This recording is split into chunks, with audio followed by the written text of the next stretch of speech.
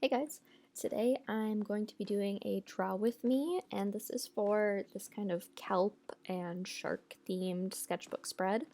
I didn't have a lot of ideas for it getting started. I just knew I wanted to use complementary colors and do an underwater scene. I sketched out a couple of squares to incorporate into my composition. I don't usually have a solid plan for the composition of a sketchbook spread like before I start, so I just kind of like to piece things together as I go. So I just threw those there, and if I use them, or I can always erase them. In this video, I wanted to show you how I kind of bring a composition together and how I use Pinterest to find images for my spreads. You can learn more about what art supplies I use in my What Art Supplies I Use video. There's going to be a link in the description. The first square I filled in with kind of this coral reef, and you could see how I really simplified it and focused on texture rather than drawing it exactly.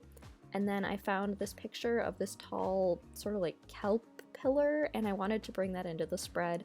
I thought it would be a nice sort of border to the right page, and I used some yellow and green marker to fill that in, and then I kind of looked at the picture again to get an idea of what the contour lines of the kelp would look like.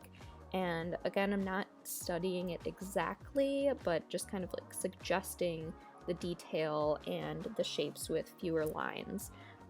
If I was doing more of a study of it, I would really look at it and look at the way the shapes overlapped, but since this is just a sketchbook spread and I'm really just using it for the texture and color, it doesn't really matter if it's super accurate to the picture. And this is a pretty standard way that I usually draw, where I put down a layer of marker first, then do another marker color around it so it's not bleeding into the ink lines. And I usually try to start with the lightest marker color and then move to the darker ones so there isn't a lot of color bleeding, unless I want the color bleeding on purpose, and sometimes I do that. And all the markers I ended up using for this kelp were really dry, but I actually kind of like the texture it created. So another way to add texture is to use your dry markers and not throw them away the second they start to get dry. So then I found this picture of a zebra shark, which is one of my favorite sharks, and I thought this would look good as the focal point of the spread. So I drew it pretty big, and it's overlapping the center fold of the spread, and I kind of like the way that looks.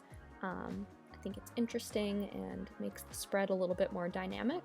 I did the rough outline in a watercolor colored pencil, and I had the idea while I was sketching it out to have the part that overlapped with the square be a different kind of colorway.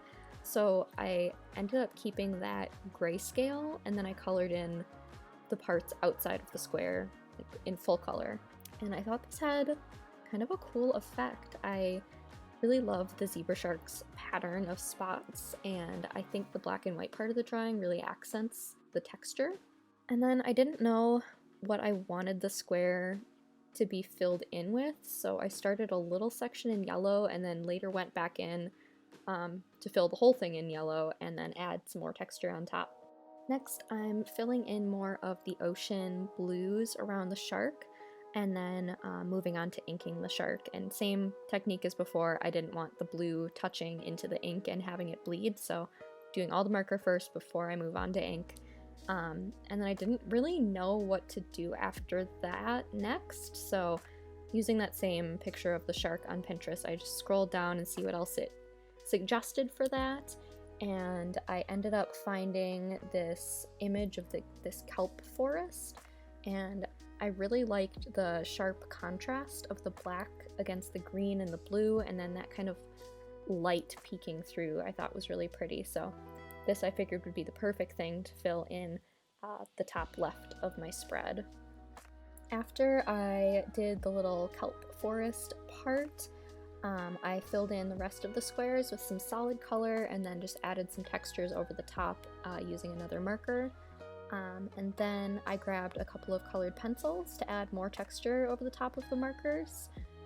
I really love how the texture of colored pencils look over marker, and I use that quite a bit. You can see it a lot of other places in my sketchbook. Also looks really nice over watercolor too. So these are kind of watercolor markers, I guess. So I like the way they work together, and it looks good over ink too, because it can create like a bright pop of color over dark black, which I think always looks really cool. And then I ended up adding like a little bit of white gel pen in too, just because I felt like the entire spread had to be really busy looking. I wanted it to be really full and like full of texture in every single spot. I didn't want anywhere to be lacking in texture or like busyness, and I really like the way it turned out. So that is the final spread that I came up with. Thanks for watching and listening to kind of my scattered thought process, and I hope you guys enjoyed this. Make sure to say hi in the comments and subscribe if you're not already, and all that good stuff. See you guys next time.